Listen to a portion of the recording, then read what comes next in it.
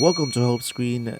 Now, if you have a missing chat button on your Roblox, what you could try to do, guys, is just simply go ahead and open up your Roblox application and just simply exit the game if you are logged in. Just simply go to the home page.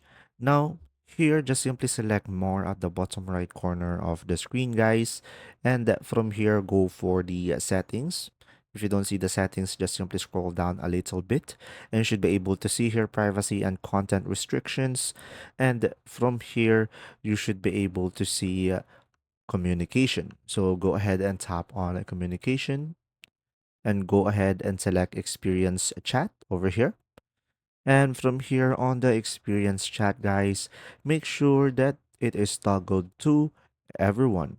So when you toggle to everyone, you should have the chat button available. And now after that, if you join an experience, you should have a server chat available. It will be located on the top left corner of the screen.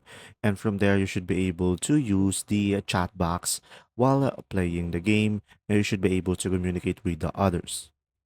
And there you go. I hope this video helped you understand more. If you do, leave a like. Thanks for watching.